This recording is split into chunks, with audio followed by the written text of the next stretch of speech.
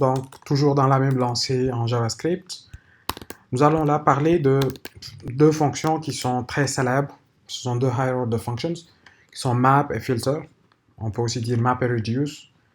Et on peut utiliser uniquement reduce pour implémenter à la fois map et filter. Là, je vais écrire juste les signatures des deux fonctions et après on va les implémenter. Map ou fmap, par exemple map/fmap, est une fonction qui prend une collection et une fonction de transformation, on va dire transform func, et ça retourne une collection transformée. Une collection transformée.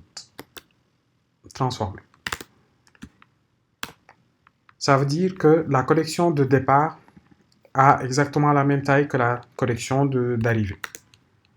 Et pour filter, on a aussi une collection. Et ici, on a un predicate function.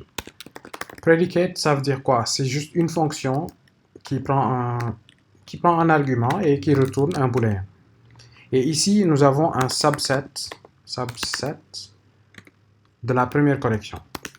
Ça veut dire que la taille de la collection que l'on reçoit en résultat sera, ou enfin pas forcément sera, mais peut être différente de la taille d'ici.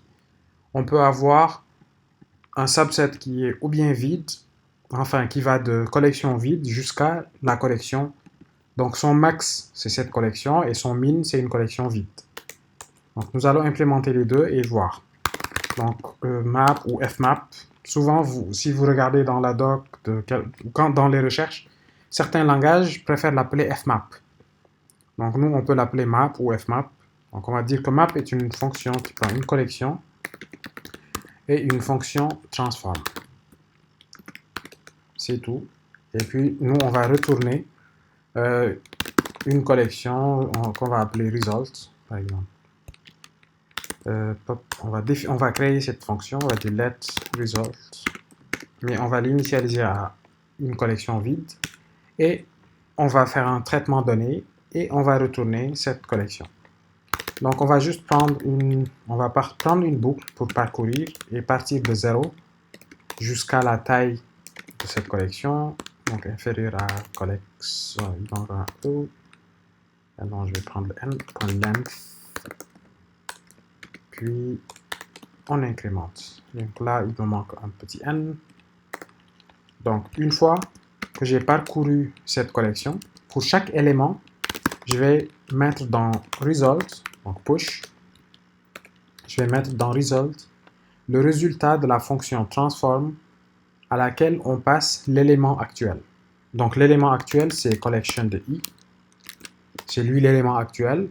Donc lui, le résultat de la fonction transform,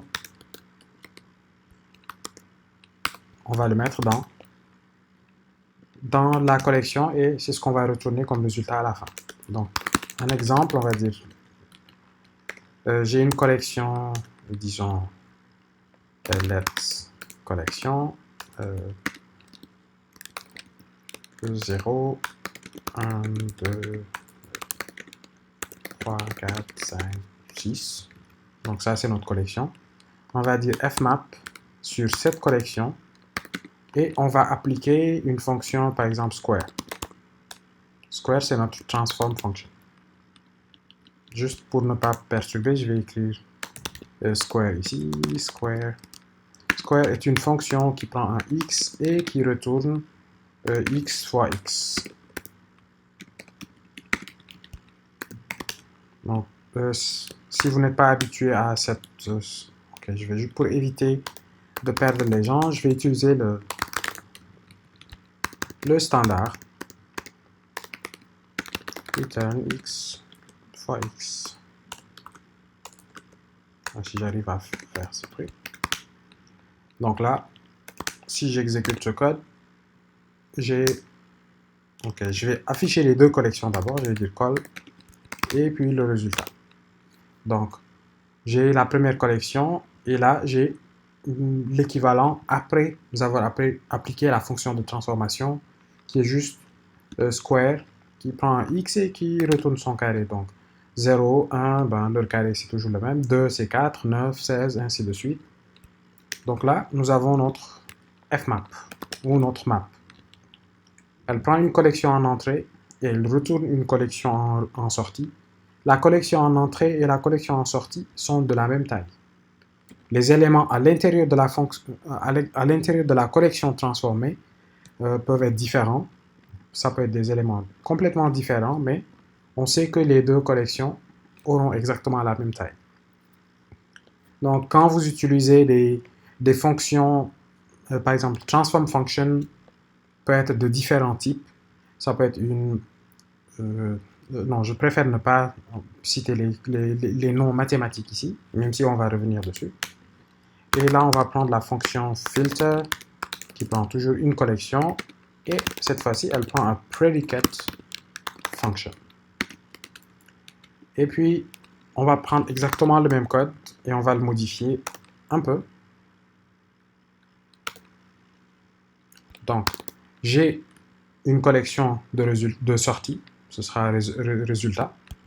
Et on va mener ça en haut, et c'est ce qu'on va retourner.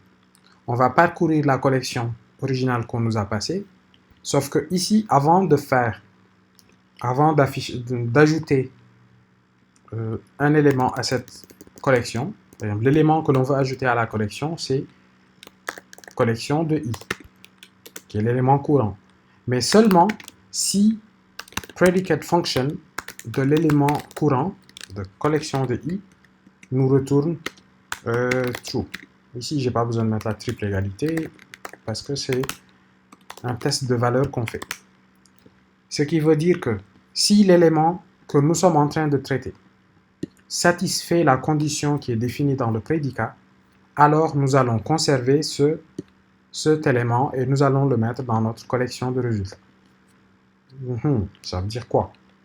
Ça veut dire que là, on va dire let greater,